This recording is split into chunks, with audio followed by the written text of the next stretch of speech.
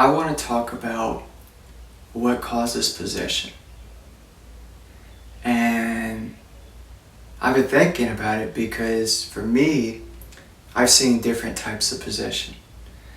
And, there's I would say the adrenaline possession where, your fight or flight kicks in and you fight or you run away super fast, flight.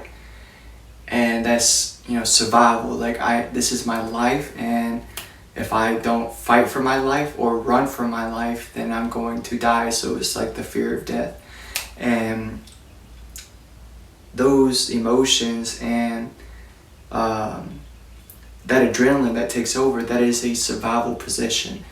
And I have a theory, or I know why that happens, but that I just wanted to talk about the different types of possession before I go into why that happens. But that is a type of possession where it's adrenaline, and it's like, hey, I'm fear of death. I think I'm about to die, so I need to either run for my life or fight for my life.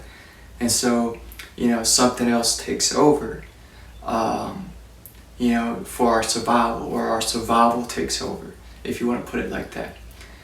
And, that is one type of position, or a type of position. And then there is another type of possession where it's anger. And they say that some people who get super angry become someone else, a monster.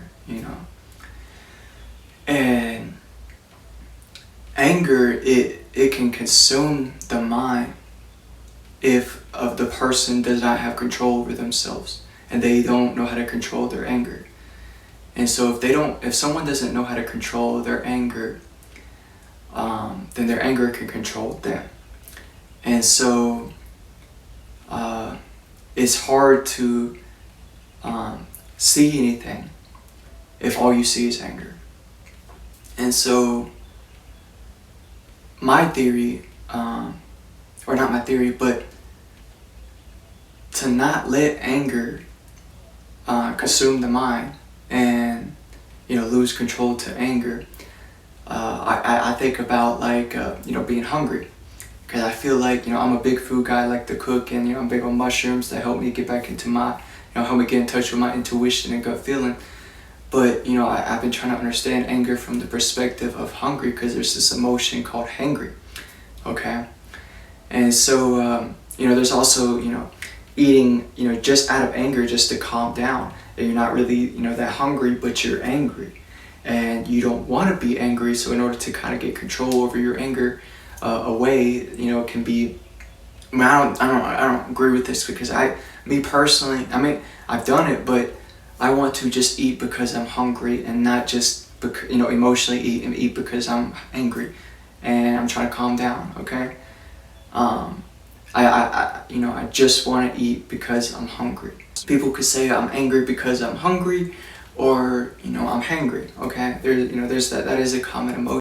Learning to calm yourself down, or just learning to be okay with angry and not let it control you or consume you, and you learn to control it. A way to learn to control it is not eating every time you're or angry because you want to calm down, because that is letting your anger control you, because you're not eating because you're hungry, you're eating because you're angry. And your anger is affecting how you eat and what you eat. And if you're trying to align yourself with your stomach and get back in touch with your intuition and gut feeling, I feel like you would just need to eat just because you're hungry, and not because you're angry and you're trying to calm down. Okay. And so there's many different things that can make us angry. And that could all be personal, and I could go into all the things that make us angry as a human being. So I wanted to kind of explain why people could be angry. So you could be angry at your past. You could be angry at your future, like the person you're becoming. You could be angry at the world. Maybe you felt like you got treated unfairly by your parents or the school system, or I do think the school system is flawed and it needs to be worked on and improved. But you could be mad at the world. You could be mad at maybe, you know, your friends, your family. You could be mad at a woman, or, you know, your lover, that, you know, maybe they hurt you, or maybe you hurt someone and you're mad at yourself for hurting someone and not trying to make up for it. Or maybe you're mad at God about something. We all have our personal way of handling our anger, and we would have to work through it. I wouldn't, and I don't have much to say about anger management classes, but whatever makes you angry and whatever you're mad about, you would have to work on it yourself. Because I don't know, you know, like I have to learn all what makes me angry and what I'm mad at, and, you know, to process and handle my anger on my own. Because you know, I might be, or I don't know what to say, I don't want to say mad, but I wish that the school system was better, okay? I'm not mad at it anymore, because I guess I understand that it had to be the way it was, just so that, you know, to keep capitalistic society going. But I just feel like we could have a better education system. And when I was a kid, I felt like I was mad at the school system, mad at teachers, mad at the government. And I was like, I want to change the school system. And I still do in the future. I want a better education system for our country. And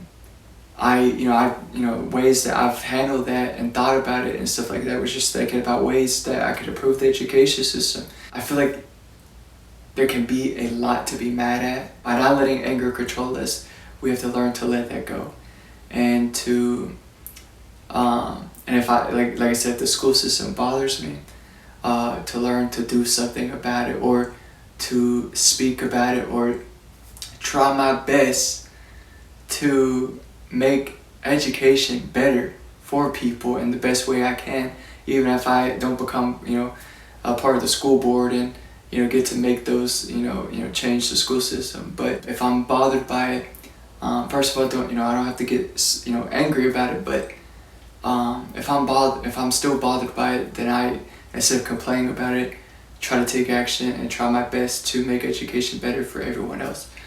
And so that way, I'm actually doing something, I'm taking action and not just complaining and just, letting my anger just consume me or, upset me. Yeah, a way that I can control my anger, like if the school system bothers me, is to try my best to make education better and to do something about it and to take action.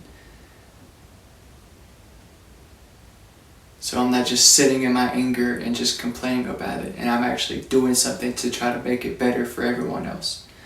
And that is a way of me learning to control my anger, even if it's just, towards the school system. But we all have our own unique ways of handling our own anger, and we would, like I said, it's personal. So each of us would need to figure out and understand our own anger. And learn how to control it. So, a way I can learn to control my anger is only eating because I'm hungry, and not eating just because I want to calm down. And if I am angry about something, I try my best to handle it without relying on food or without letting that anger control me to eat food just to calm down. And me doing it on my own without trying to eat or smoke weed, because I feel like smoking weed to calm down can be common. But I feel like if I could just learn to sit in it and just learn to control it and not let it control me. And I feel like if I'm trying to be a full man, okay, and trying to be independent and be fully in control over myself, I have to learn to control my anger. And I think about, Bruce Banner, Incredible Hulk, how, when he gets super angry, his Hulk takes over, okay? And he, in the Avengers movie, if you watch it, he talks about his anger and stuff like that, and I need to rewatch it. But, they needed Hulk to fight a battle, okay? Because something was, it was a lot for them to handle, and they needed a Hulk's help.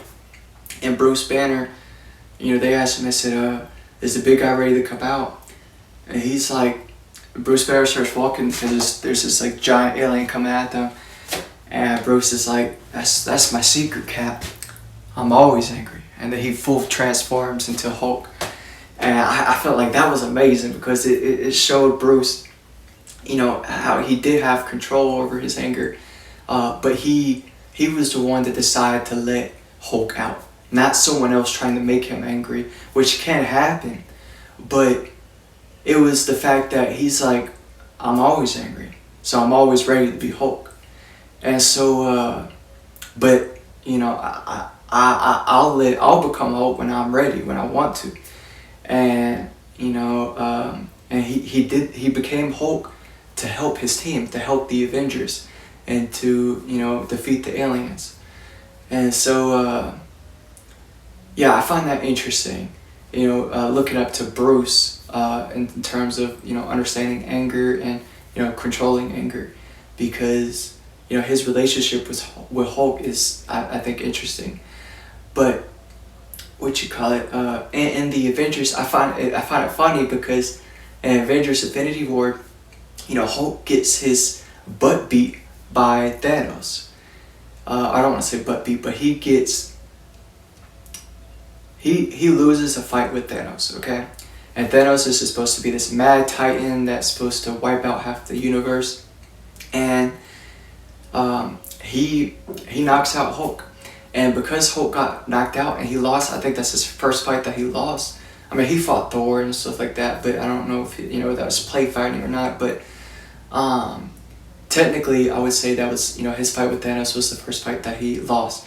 And Bruce, it made Hulk and Bruce wimpy because, you know, when Hulk went back into Bruce and Bruce needed to get Hulk to come back out, Hulk didn't want to come out because either he was scared or he was wimpy, or, you know, he was embarrassed and ashamed from losing the fight. And so Bruce is like, I need you to come out, and Hulk doesn't come out. He's like, no.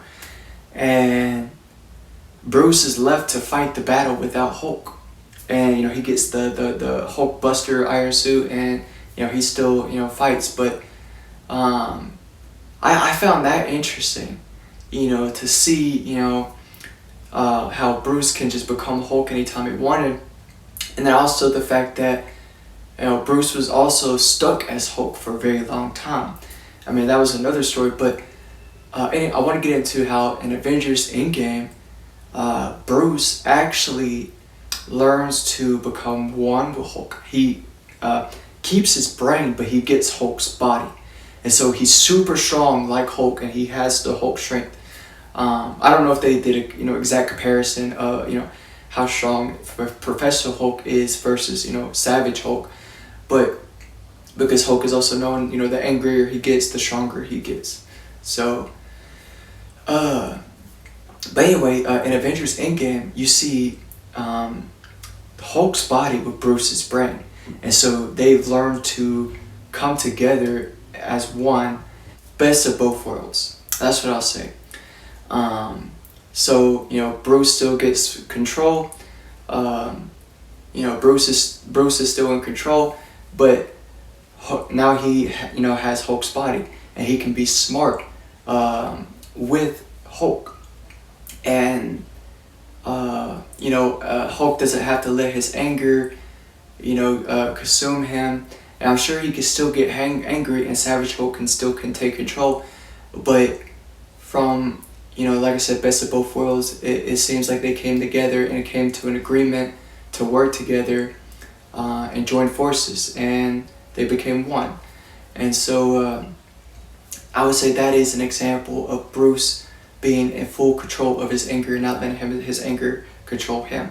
And so I do think that is a satisfying conclusion in Avengers Endgame. I know people have mixed opinions about that, but basically Savage Hulk and Bruce Banner, Dr. Bruce Banner, come together to create Professor Hulk. And, you know, I think that's a satisfying conclusion. And I'm sure, you know, there's more to tell with Hulk's story, because actually you get to see him back in his human form later on. So I think there's, you know, more to explain for that, but they become connected. They're no longer separate. And yeah, what I'll say is, talking about the adrenaline, the fight or flight, and the possession. That possession takes over, the fight or flight.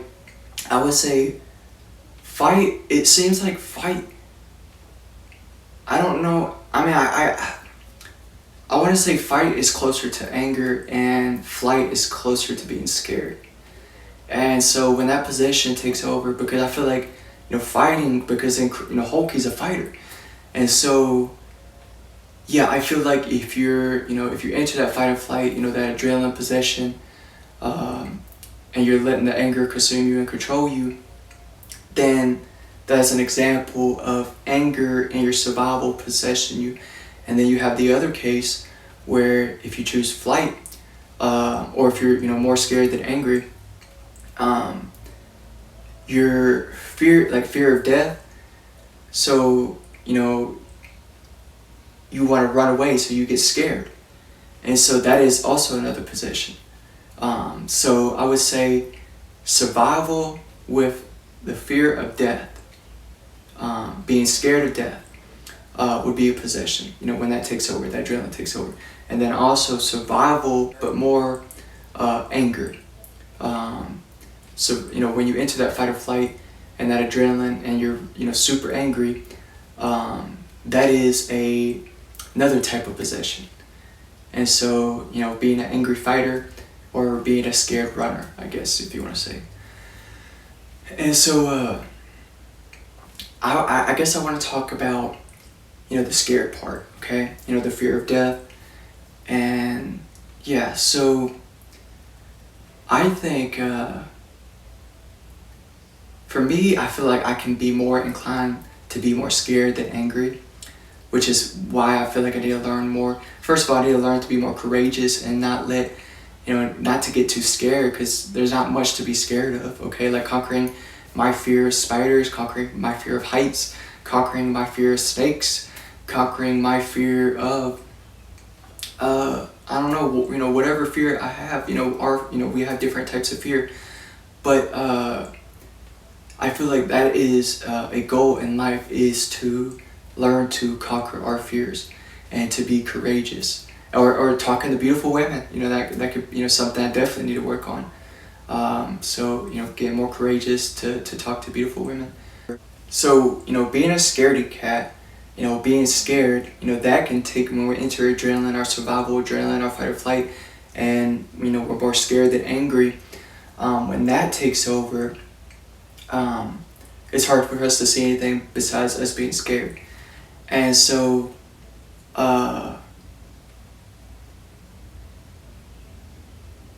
that is also, part, like I said, be part, learning to be full control of ourselves and being a full man is learning to not be scared and learning to conquer our fears and to not let our fear control us, so that, we control our fear, or, just so we're more in control of ourselves. So, we can still choose to be courageous even if we, feel fear, but we can, like I said, that is a way of controlling our fears, choosing to be courageous. So, yeah. I would say this, right? Being scared is another type of possession, okay? Part of the adrenaline survival possession, but it's just the being scared part. So, but yeah, I would say, for me, I don't want to run away anymore. I just want to face my fears, okay? And I'm tired of running away, and I don't want to run away anymore. I don't want to let fear control me, and I don't want, like I said, I don't want to run away, but I also don't want to be too scared to speak. And, they say cats got my tongue, being too scared to speak. I feel like sometimes that can happen to me, but I don't, like I said, I'm trying to conquer my fears, so I'm going to speak my mind. And I'm not going to let fear control my speech. And so, I think about Deadpool, someone who is he's a superhero who breaks the fourth wall, and his lover is named Copycat, the woman that there's a lot to say about Deadpool, but he has a woman, or many women that love him, but there's I think that his main lover is Copycat, and I think that's the woman he fell in love with before he got powers. But I mean, different stories, different comics, different movies and stuff like that. But his girlfriend, his main lover, is called Copycat, and then he also has another woman that's in love with him who is Lady Death.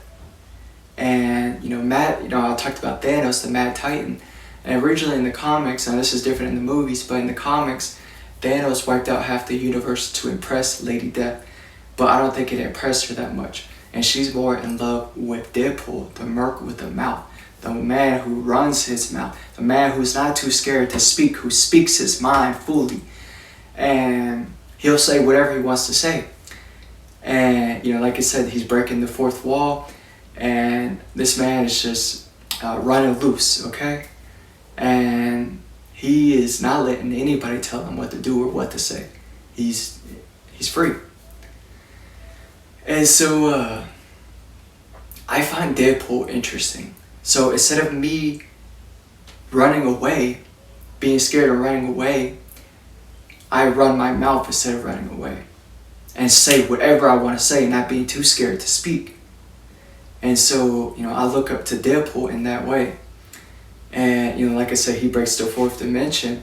Well, or the fourth wall, I would say, in psychology. I try to study psychology, but, a way that I understand psychology is some words in psychology have a fourth dimension definition that needs to be seen from multiple angles, okay? Thinking about the Tesseract. But, I think of, the Tesseract was actually, originally they did this, or the Jungle Gym playground was originally designed to help kids understand the Tesseract, or it was designed after the Tesseract to help kids understand the fourth dimension. So that is interesting, but I would also say this about how some words in psychology have a fourth dimension definition that needs to be seen from multiple angles. I would say this about art, because art is one of those words about what is art. We're curious about what is art, and we all try to have our own definition. We could say it's subjective. The definition is subjective, but I would say, and a definition that I came up with is art is, and this is like I said, art is one of those words that its definition is it has a fourth dimension definition, so from multiple angles. That can be seen from multiple angles, okay? And so, angle that I see it, that I try to understand it, and I have many definitions of art in the past, and I talked about it in my book, but a definition that I like, I say that art is a time-traveling, one-way mirror between the artist and the aesthete. And so what that mean is, when you have a mirror that you can see through, and then one side of the mirror you can see through, you can see the other person, and then one side is your reflection, you can only see your reflection. So when the artist is creating art and he's writing his thoughts and emotions on the paper, he only sees his emotions, and he only sees his reflection of his emotions, okay? But when he puts this out in public, when he puts his art out in public for other people to see, now he is creating a one-way mirror, because now he only sees his reflection. But now since he put that one-way mirror out in public, now everyone that sees his art can see his mind and see his reflection, or see him and see his thoughts and emotions, but he can't see them. And so that's what I mean by time traveling, because all the future people that look through the mirror, he can't see, and they're only looking at a past version of him. And so it's like that it's very interesting. So that is a way that I've been trying to understand art. And like I said, there's multiple ways to understand art.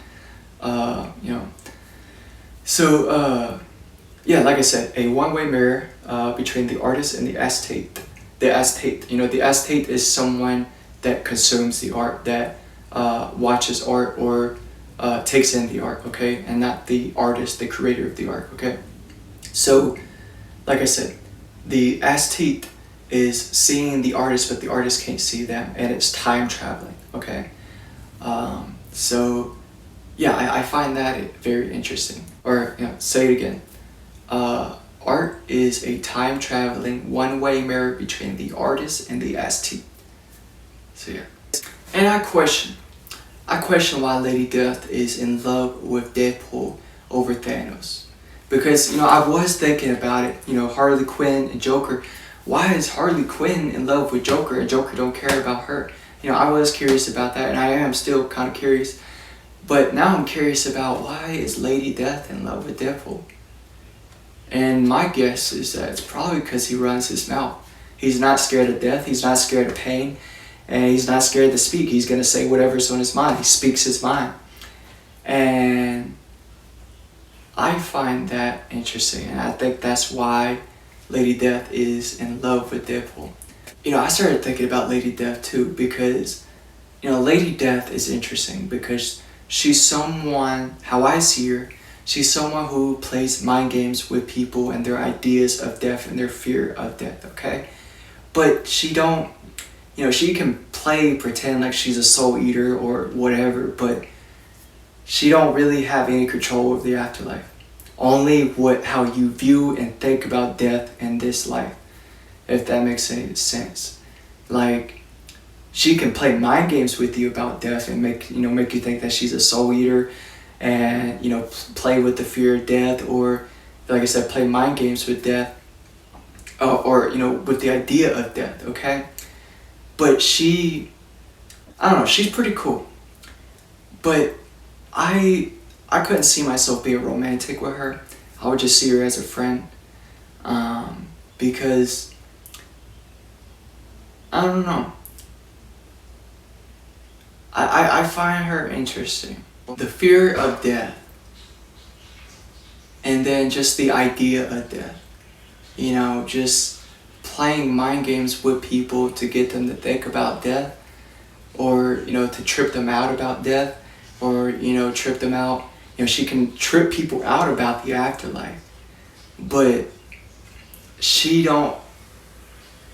That's all, like, it's all a mind game. You see what I'm saying? She plays mind games and acts like she could play with people's souls, but she can't. And a part of her mind game, playing with the idea of death, like I said, her playing pretend like she's a soul eater, but also trying to play like she could play with people's souls, but she can't. Only with their minds and their idea of death. And so she can play mind games that she can, act like she could play with your soul, but she can't. She has no say over someone's soul, even if she acts like she does. So, but yeah, I do think she is cool, and I would want to be her friend. But I don't know if I could see myself being romantic with her. I see myself being more romantic with, I want to be romantic with Katie. I talked about that in the past. But she rather be, it feels like that's how she's making me feel. It seems like she'd rather be in her imagination than talk to me, which is a little upsetting. Or I say a little, but it's upsetting to me that I'm in love with a woman that does not want to talk to me. She'd rather be in her imagination. So, to have that, but it's cool. Whenever she's ready to talk to me, and I hope, she would want to, but I didn't make her, upset or anything. But I want to be romantic with her, but like I said, she'd rather be, the way she makes me feel is, it seems like she'd rather be in her imagination than talk to me. But I would also want a romantic relationship with a woman, with the queen of a hive mind. Okay? And, I've been, I watched the bee documentary recently. I didn't finish it, but, I've been understanding how there's a queen bee and she has like a hive mind towards all the bees. And, I find that interesting and wonder if, we have something like that as humans, or as people. And I also learned about bees that, when they were doing experiments on the bees, and they took him and put him in, I think, a little glass container. They had a room or a space for play and a space for food, very close together. Where the bees have access to both play and food. And they were wondering if what the bees would choose first. The bees chose play before food. And I find that very interesting. But, I've been, trying to understand the hive mind. And I also find that interesting. Because, I think about Rick and Morty, how there was a woman with a hive mind and she was in love with Rick. And, Rick was a little awkward with her. And, he's like, yeah, I had a relationship with her, but, it's awkward, but she's still in love with me, but, but he, I think they worked it out, but, yeah, I do think I would want to be romantic with her. I feel like it might be hard, but that's something I want to do because I find that interesting. And so how would this hive mind work? Okay, a hive mind with people, having a queen that controls the hive mind of people, okay? I would think that she would probably be a queen lizard underground, okay? And she has control over the survival mind of all people. Like, I talked about the adrenaline possession, the fight or flight, but I also would say the people whose survival, who, they don't, take control of their survival and take care of their survival,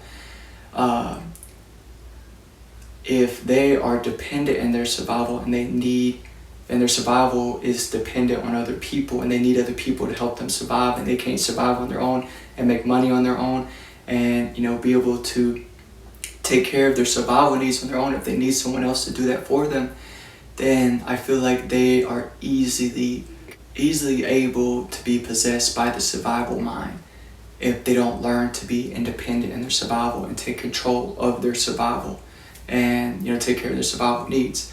So I feel like, as, her having a hive mind of people, like I don't think that she could ever get my mind.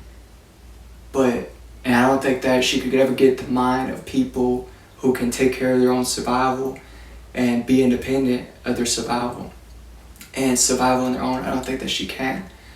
But I do think that she can possess people whose survival is dependent on other people or, just other people.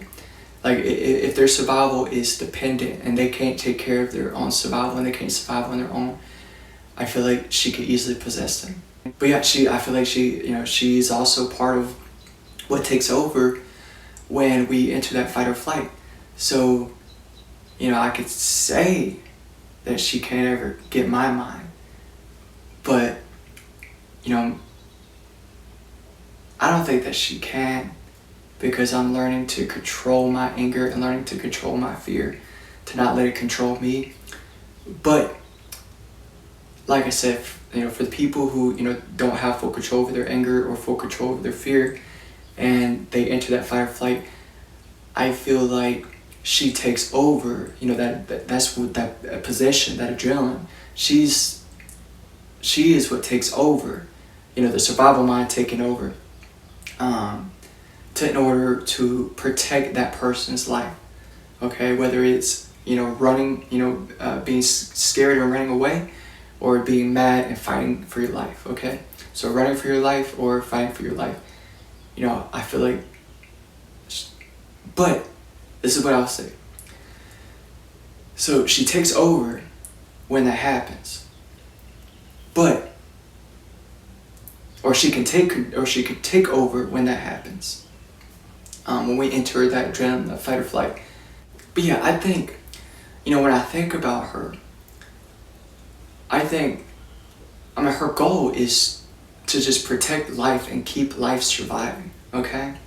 So it's not even, when I look at that possession and the adrenaline and that survival takeover, I just look at it, she's just trying to protect life and keep life going and stay alive. And I think that's a great thing.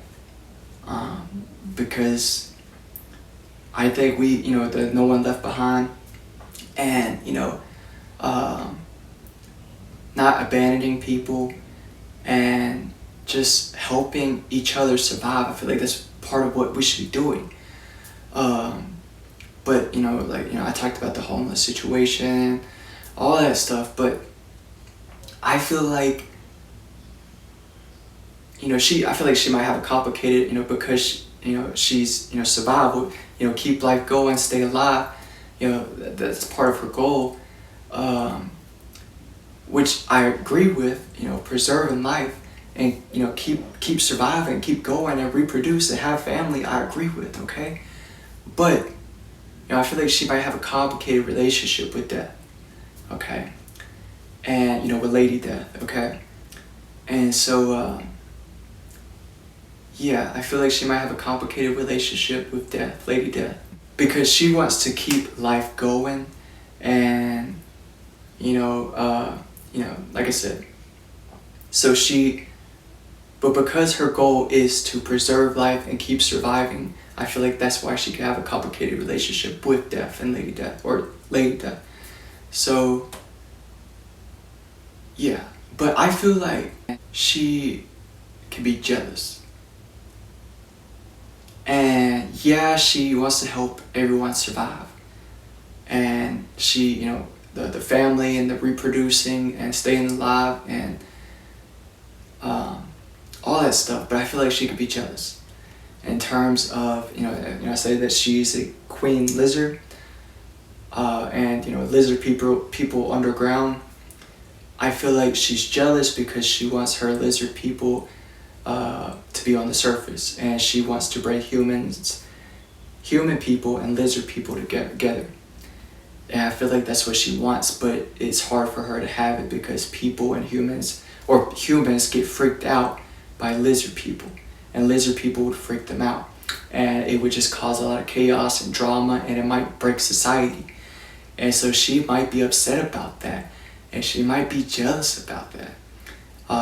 Because it seems like humans are being spoiled, and her lizard people are kind of treated like under humans, or they're not since they live underground, it seems like they're underneath us and they're below us, and we're not treating them equally as people.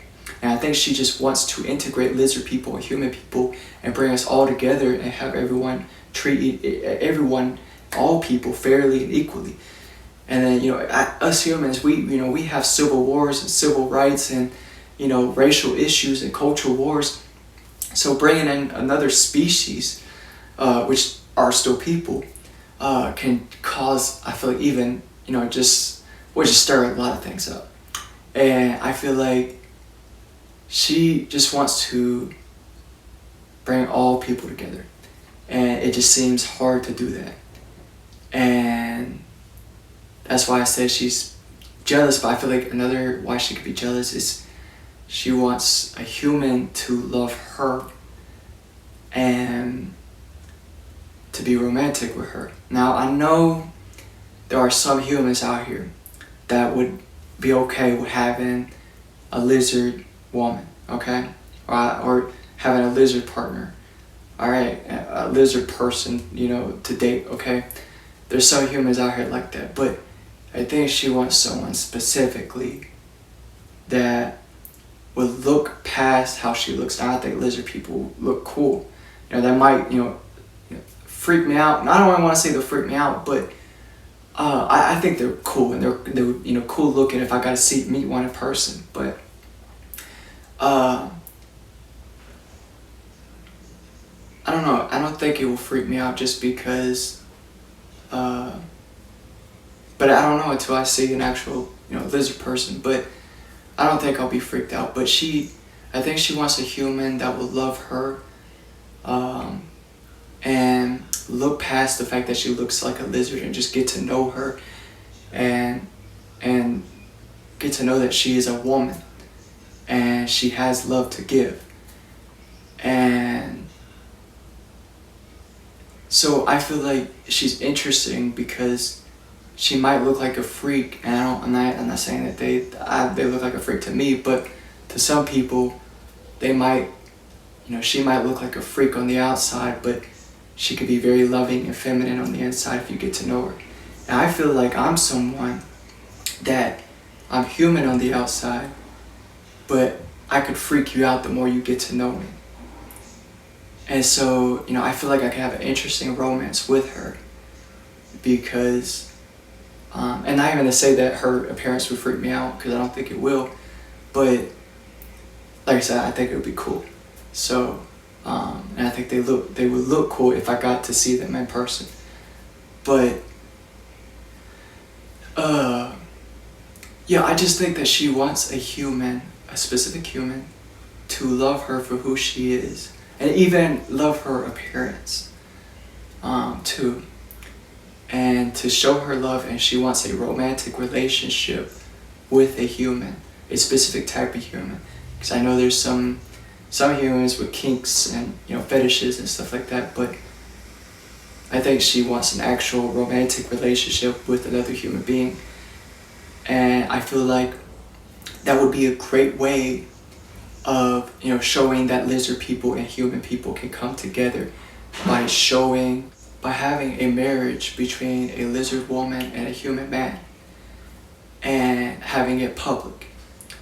And so, yeah, I would want to show her romantic love. Because like I said, I feel like to some people, she might look like a freak on the outside, but she's feminine and loving the more you get to know her on the inside. But I also, like me, I look average on the outside, but the more you get to know me, the more I can freak you out. And so I feel like we can have a very interesting relationship just because of how we are. She would be the person, like I said, I want to be romantic with Katie, but I want to be romantic with her too. And I wouldn't want to have a marriage to be public, to show that lizard people and human people can come together. And so, showing a public love like that, they talk about PDA, public displays of affection, but being able to do that, and, having a public marriage and all that stuff is a great way to show that lizard people and, if you want to think about like Romeo and Juliet, but lizard people and human people can come together. And so, yeah, I also think it would be very cool to be in love with a woman that has a hive mind, and the queen of the hive mind, the queen lizard. I think that would be very cool to be in love with her, and show her love and be romantic with her. Or she's the queen of the hive mind, I would say. I think that is cool. But also the fact that she loves life and she wants to help everyone survive, and she wants to bring all people together. And I admire that. But I also think, because I feel like I have a lot of romantic feelings and a lot of romance to show a woman. And I feel like she's someone who deserves romantic love from a human. She deserves romantic affection from a human. And I would be happy to show her love. So I feel like she is someone who deserves romantic love from a human because she hasn't got much love from humans. So I'm someone that has romantic love to show a woman, and I want to show romantic love to a woman because I haven't had I've had one girlfriend in my life, and I've tried to be romantic with a few different women, but I haven't had I've never had a Valentine's date, and I don't even think I've taken a woman out to the movies. So I feel like I can give a lot of romantic love to a woman, and I would want to give it to her. She would be the woman that I would want to show romantic love to, even though I want to show romantic love to Katie, because we used to create art together, and I really enjoyed talking to her and conversations with her. But like I said, it seems like she'd rather be in her imagination and talk to me because of how she's making me feel right now. And Lady Death, I would just want to be her friend. And I feel like I would want to show romantic love more to the Queen Lizard of the hive mind, of the survival hive mind. Because, like I said, I feel like she hasn't got shown much love from humans, so I want to change that. So I also want to talk about this TV show that I used to watch as a kid called Once Upon a Time. And this story is about, the story, it takes all the fairy tale characters, like Snow White, Peter Pan, what else? I'm trying to think of, there's a few, Rumpelstiltskin, trying to think of a few more. It even got into Frozen somewhere later in the seasons, and I think I think Cinderella, all these different fairy tale stories, right? It takes all of these characters, and it shows what happens after the happy ending, okay, or if there even was a happy ending. Because what this show does is basically, you have, it's kind of like a back and forth, what happened before and what's happening now, okay?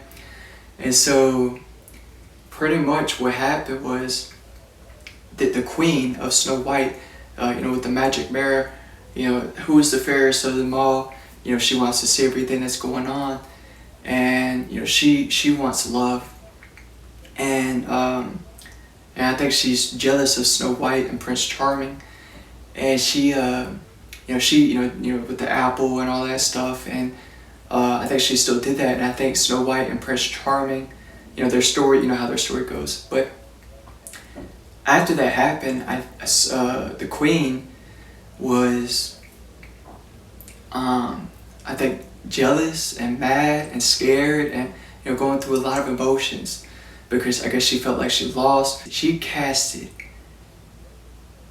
a strong spell on all the characters, okay? So that they get all their memories wiped and forget who they are, and she creates them new identities. And, creates them new characters for them to act out, and she creates a new town, and this town, I think, is called Storybrooke. And they all live their life like normal lives. It's no longer Snow White. I think they still kind of kept their names, but now she's a school teacher, and they come into capitalistic society, and they're no longer the kingdom fairy tale. In the fairy tale world, basically she wiped their memories and gave them new identities, but she also teleported them into a new world, and the other world got frozen. And so she teleported them to a new world, and she was the only one with her memories, and all the other characters were blind or ignorant, or they just didn't know who they were. And so they're just playing out her story, and just playing along, because they don't know any better. They don't know who they used to be, and they don't know that they had their memories wiped, so they're just going along with the flow. And she's the only one that knows. And so she's just running the show temporarily until the rest of the characters get their memories back, but she can only hold up that spell for so long. And so Prince Charming and Snow White actually had a kid, and that kid was supposed to be the one to bring them back and to cancel the spell and stop the spell, and to help bring their memories back. So they had this kid, and they teleported this kid, or not teleport, they put this kid in this baby in a tree with someone else. Yeah, they put their baby in a tree, and this tree was someone else, and I can't remember who this someone else was, but someone to take care of the baby though. And this baby, they magically transported this baby into the capitalistic society, the same world that they're in, but not the Storybrooke. I think it was New York City. And their Storybrooke, by the way, is also has a surrounded by an invisible barrier that stops people from leaving and coming in. And I think if you do come in, accidentally stumble your way in, it's hard for you to get out. So Anyway, their plan, because Prince Charming and Snow White knew that the queen was about to cast this spell and they were about to have their memories wiped, and they just had their kid, and they were like, this kid is gonna save us. It's gonna help us, bring our memories back. And so they had to put all their hope in this kid. And so, the kid went, and it was a female, by the way. But this, she went to New York City, and I think she went to a foster home. I think she eventually lost the person that she was with, that was supposed to like train her, I think, or help her. But I think she lost him, and she was in an adoption home, so she was an orphan. And so she actually, I think, ended up having a kid. And somehow, some way, that kid ended up in Storybrooke with the queen. And then the queen ended up adopting Snow White's granddaughter. And I found that, or grandson. The queen had ended up adopting Snow White's grandson without Snow White being aware of it, because she had her memories wiped and she was just a teacher. And so the queen, I'm sure the queen knew, but that son, or her grandson, or the daughter's son, got access to her storybook, and he started learning about all that happened. And when he learned about all that happened, he went to go find his mom, because he knew the queen wasn't his actual mom, and it was his adopted mom. So he went to go find his mom, and to bring his mom back to Storybrooke, and try to help her understand what's happening. And she's kind of like, I don't know what you're talking about, kid. Like, it seems like normal people to me. I don't think they got their memories wiped. And he's like, no, you have to understand, like, this book and all that stuff. And he's like, and she's like, she's just not giving this kid a chance to hear him out. But eventually this kid gets through to her, and she is able to help Snow White and all these people get their memories back. And she breaks the spell. They're still in Storybrooke. I don't think they broke out of Storybrooke, but they just became who they used to be, and they got their memories back, but now they're in a new place. And so, they continue the story from the old world, but just in the new world. And yeah, I do think it's a very interesting, kind of trippy story. How I look at it from this perspective is, it just took one person to know and to understand what's happening and what happened. It just took one person to be able to break everyone out. And so for me, I think of like Deadpool, the bark with the mouth, the person that keeps running their mouth. That's what it takes to break the spell and to get everyone to have their memories back. That's how I'm looking at it. I would say the lesson of the story, the lesson of this video, is to keep running your mouth and speaking your mind, and don't let, have freedom of speech. Don't let anybody tell you what you can say or can't. Because if you keep running your mouth, then eventually, like that one person who knew and understood what was happening, the son, she got through to his mom. If you keep running your mouth, eventually you'll be able to get through to everyone and break other people out of the spell.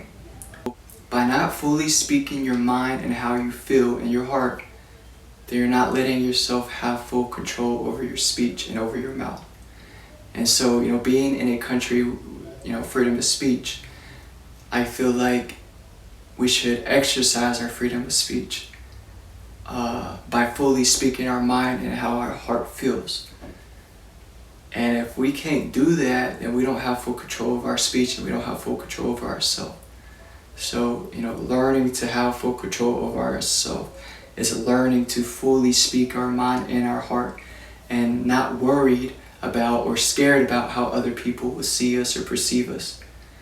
And so, not being scared to speak and not holding back.